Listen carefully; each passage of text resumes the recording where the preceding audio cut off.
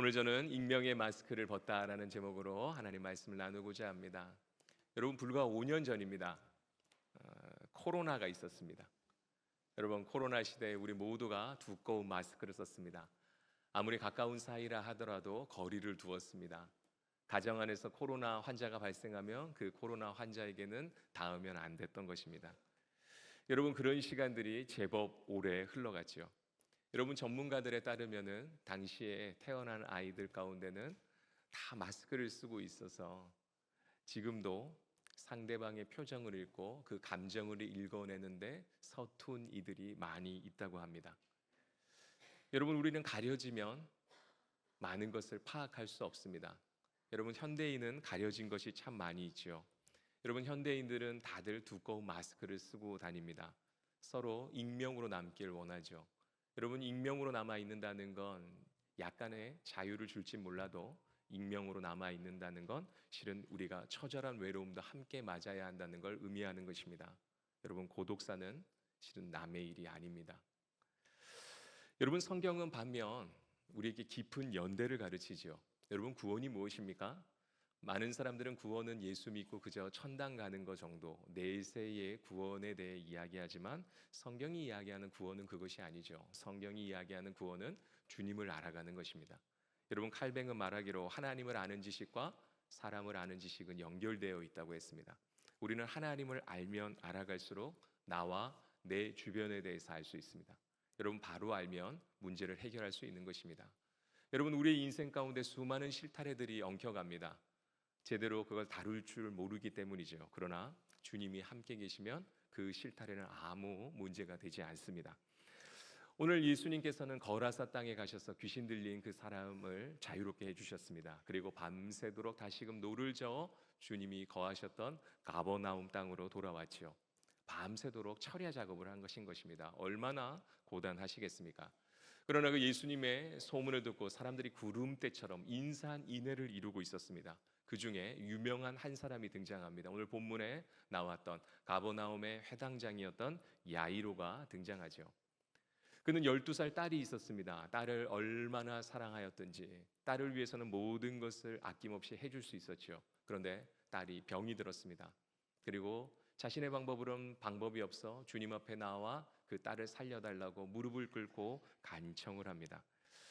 여러분, 현행장은 당시에 명망 있는 직책이었습니다. 부와 명예와 권세를 지고 있는 사람입니다. 얼굴이 알겨져 있는 공인이었습니다.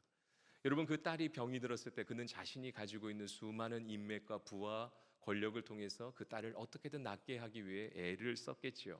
그러나 모든 일들이 다 무용지물이었습니다.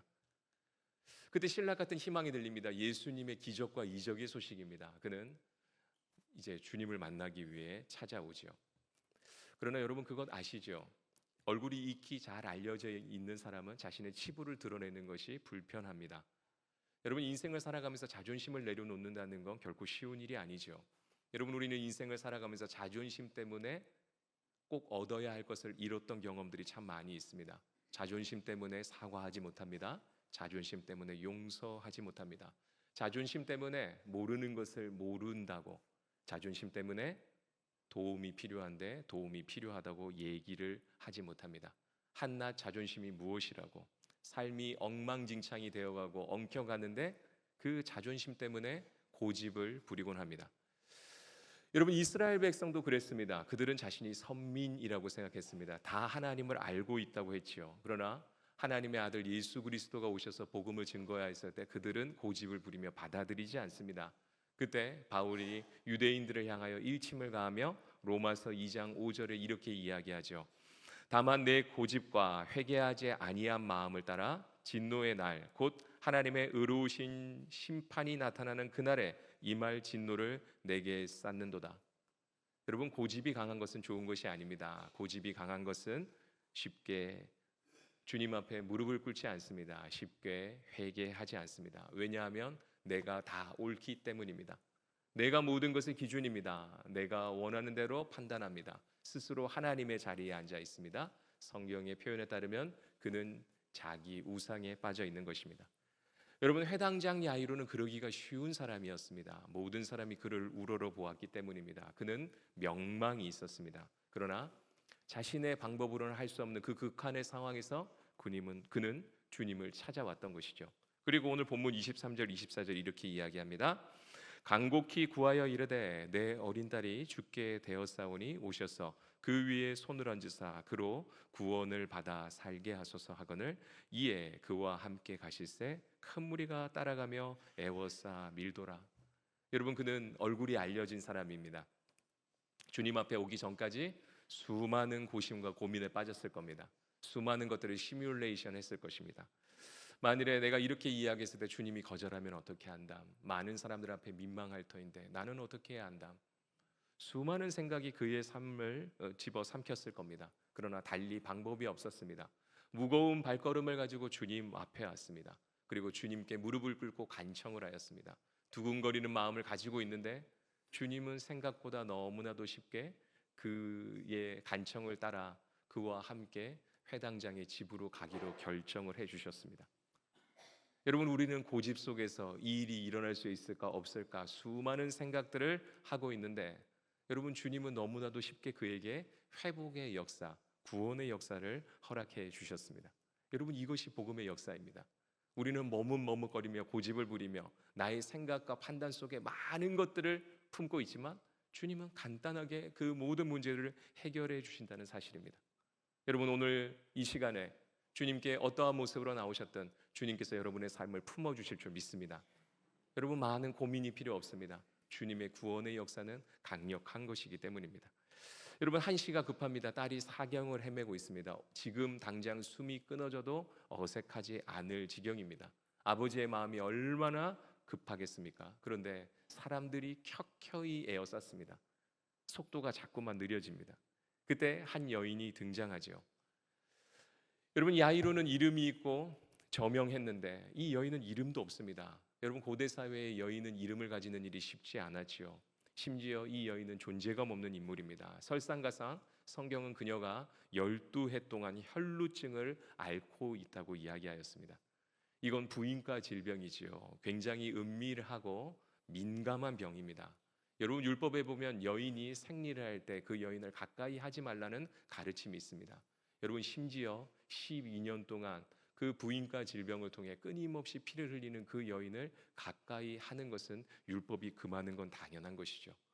여러분, 이 일을 통해서 우리는 그녀를 위해 유추할 수 있는 것이 있습니다. 그녀는 아마 자녀가 없었을 것입니다. 남편이 있다 하더라도 남편과의 관계도 소원했겠죠. 그녀는 또한 많은 의사들을 찾아다녔습니다. 많은 재산이 있었던 모양입니다. 그러나 그 많은 재산을 가지고 유명하다는 많은 의료진들을 찾아다녔지만 아무 효과가 없었습니다. 그녀의 가산도 다 탕진되고 말았습니다. 이제 모두로부터 버림받고 아무것도 남겨져 있지 않습니다. 여러분, 피비린내를 맡아보신 적이 있습니까? 피비린내는 섬뜩합니다. 피비린내는 유쾌하지 않습니다. 그녀는 1년 12달 12년 동안 피를 흘린 사람입니다. 그녀의 몸에는 성한 곳이 하나 없습니다. 뼛속 깊숙한 곳에 피냄새가 비어 있습니다. 그녀를 반겨줄 곳은 아무것도 없는 것이죠. 여러분, 어떤 신학자는 그녀의 형편은 나병 환자보다도 끔찍하다고 이야기하였습니다. 그녀는 밑바닥 인생입니다. 근데 그녀에게 주님의 소식이 들리죠. 그리고 오늘 본문 27절 28절에 이렇게 이야기합니다. 예수의 소문을 듣고 무리 가운데 끼어 뒤로 돌아와서 그의 옷에 손을 대니 이는 내가 그의 옷에만 손을 대어도 구원을 받으리라 생각함일러라.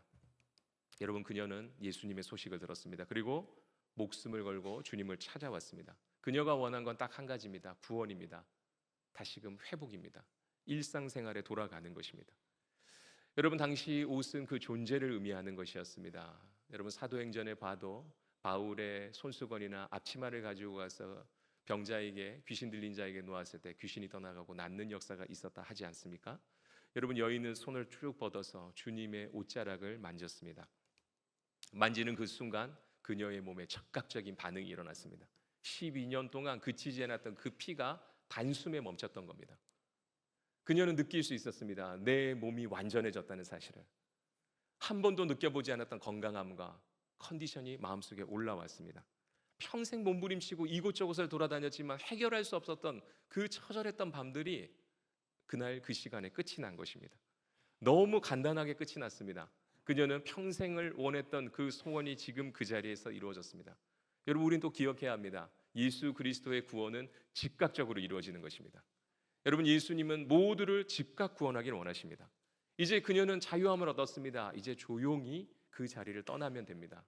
그녀는 이제 모든 걸 다 회복되었기 때문입니다. 그런데 주님께서 돌아보시며 누가 내 옷에 손을 대었냐고 목소리를 높이셨습니다. 제자들이 설왕설래를 합니다. 소동이 일어났습니다. 그리고 기어이 그녀를 찾아내셨습니다. 여러분, 조용히 왔다 조용히 물러나려고 했던 그 여인, 익명 속에 마스크를 쓰고 살았던 그 여인이 큰일이 났습니다. 일이 커져버렸습니다. 오늘 본문 33절에 이렇게 이야기합니다. 여자가 자기에게 이루어진 일을 알고 두려워하여 떨며 와서 그 앞에 엎드려 모든 사실을 여쭈니, 그녀는 자신의 전후 사정을 다 밝혔습니다. 그리고 어떠한 마음으로 주님께 왔는지, 주님을 통해 내게 무슨 일이 있었는지 소상히 밝혔습니다. 여러분, 이것을 교회에서는 간증이라고 하죠. 여러분, 간증은 제법 시간이 걸리는 일입니다. 여러분, 그 일들을 사람들은 다 듣고 있었습니다. 왜 주님이 이렇게 하셨을까? 그 이유는 간단합니다. 여러분, 구원은 공개적인 사건이기 때문입니다.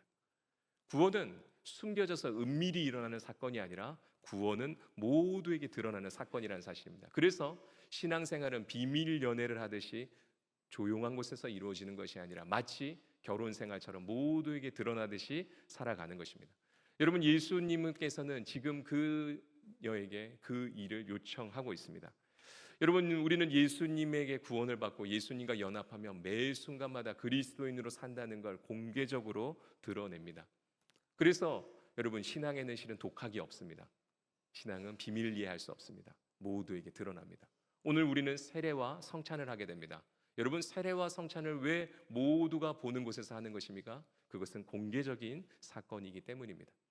왜 공개적으로 하실까? 주님께서는 이렇게 말씀하셨습니다. 34절입니다. 예수께서 이르시되 딸아, 내 믿음이 너를 구원하였으니 평안히 가라. 내 병에서 놓여 건강할지어다. 예수님이 그녀를 부르는 호칭에 주목해야 합니다. 그녀는 여인이나 여자로 부르는 것이 마땅합니다. 그러나 예수님께서는 그녀를 딸이라고 부르셨습니다. 모두가 바라보는 곳에서 그녀를 딸이라고 부르셨습니다. 여러분, 딸은 가까운 사이입니다. 딸은 모든 것을 품을 수 있는 친밀한 사이입니다. 여러분, 그녀는 율법 아래에서는 부정적인 사람이었습니다. 부정적인 것이 부정한 것에 모든 것에 닿으면 다 부정해지는 것이지만 은혜 안에 닿으면 모든 것은 거룩해지는 것입니다. 예수 그리스도의 거룩한 생명이 그에게 닿는 그 순간 그녀가 짊어지고 있었던 모든 삶의 무게와 저주와 죽음까지도 다 힘을 잃어버렸습니다. 예수님께서는 그녀를 구원하셨고 더 나아가서는 예수님과 연합할 수 있는 은혜를 주셨습니다. 그것의 확증이 딸이라는 표현입니다. 주님은 그녀를 공개적으로 부르셨습니다. 공개적으로 치유하셨습니다. 공개적으로 그녀가 하나님의 딸이라는 사실을 선포하셨습니다. 그녀는 전혀 새로운 관계 속에 들어갔습니다. 모두에게 버림받아서 익명 속에 살고 있었던 그녀를 주님께서는 공식적으로 불러내셔서 전혀 다른 존재로 만들어 주신 것입니다. 여러분, 우리 모두는 건강한 삶을 꿈꿉니다. 여러분, 건강한 삶을 꿈꾸지만 건강한 삶은 우리에게 잘 찾아오지 않는 것 같습니다. 성경은 우리에게 건강한 삶을 가르칩니다.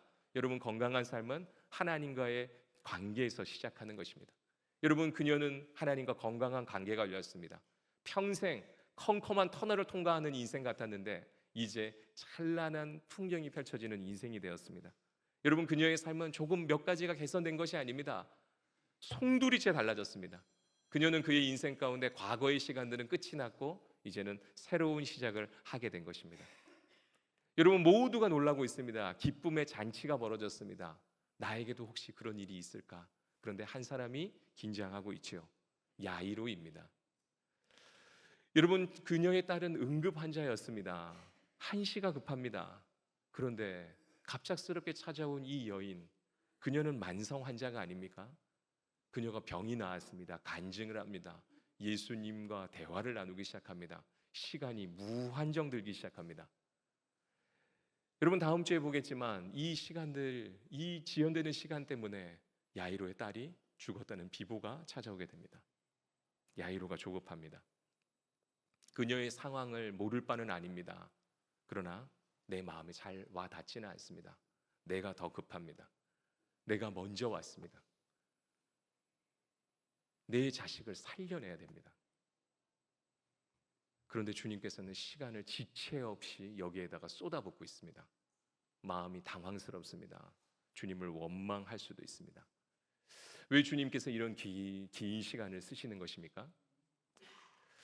여러분, 그것은 야이로의 믿음을 키워주기 위함이었습니다. 여러분, 야이로가 누구였습니까? 회당장이었습니다. 수많은 사람의 영적 지도자였습니다.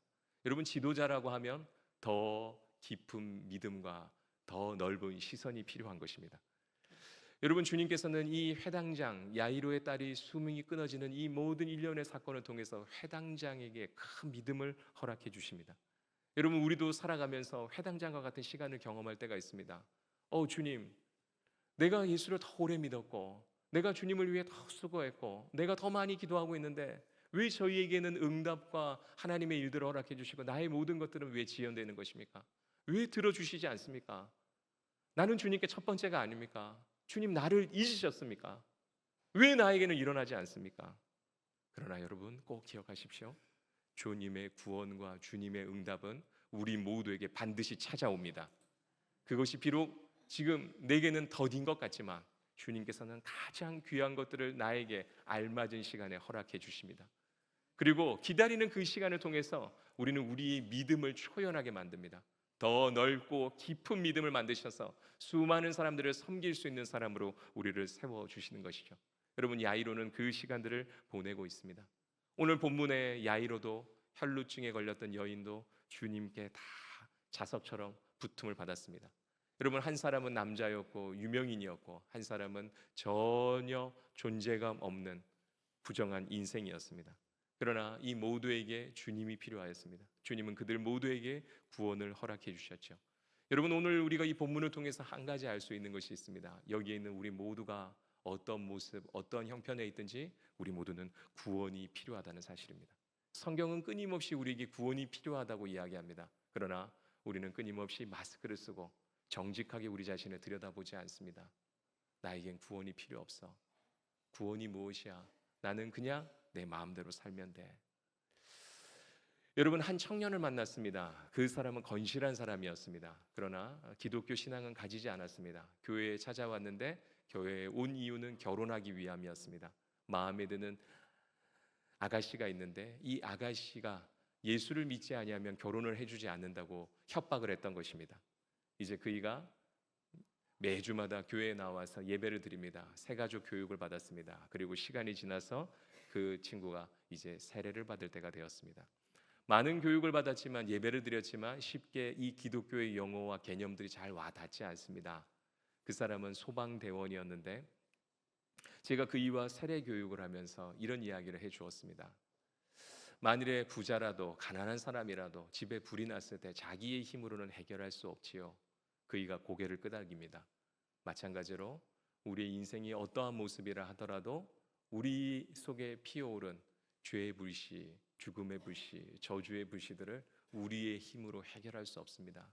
그래서 마치 모두에게 소방관이 필요한 것처럼 우리에게도 소방관 같은 예수 그리스도가 필요한 것이죠. 그분이 우리의 삶을 새롭게 만들어 줄 겁니다. 그이가 고개를 끄덕였습니다. 그리고 세례를 받아 지금은 건강한 그리스도인 가정을 꾸려 자녀들을 낳고 잘 살고 있습니다.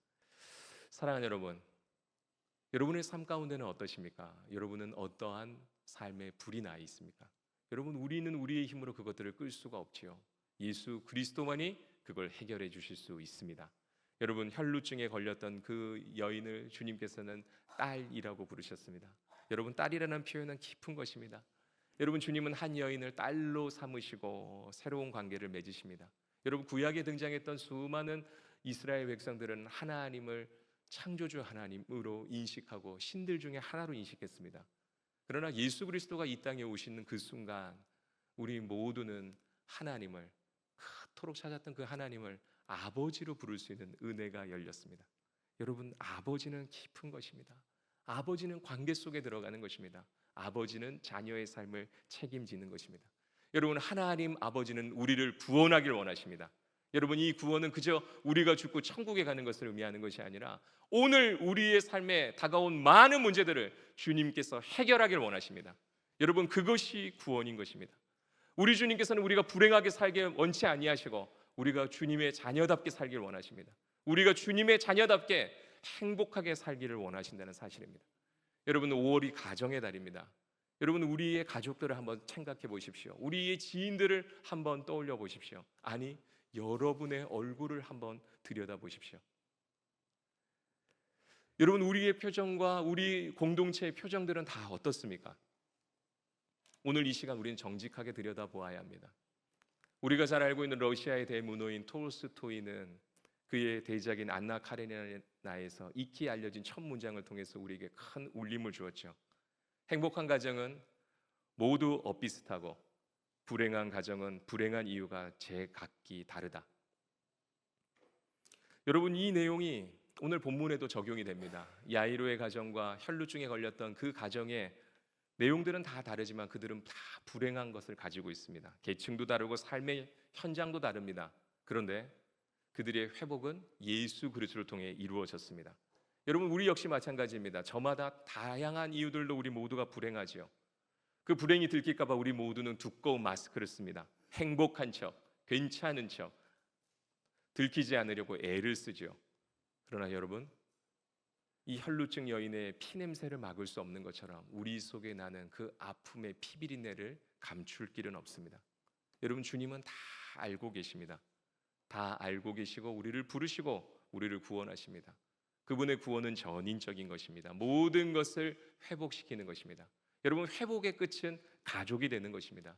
다음 주에 살펴보겠지만 여러분, 주님께서는 우리 모두를 가족으로 부르십니다. 여러분, 가족이란 단지 부부와 그리고 자녀들로 이루어진 것이 가족이 아닙니다. 평생 독신으로 사셨던 예수 그리스도와 또 독신을 권장했던 우리 바울이 있지 않았습니까?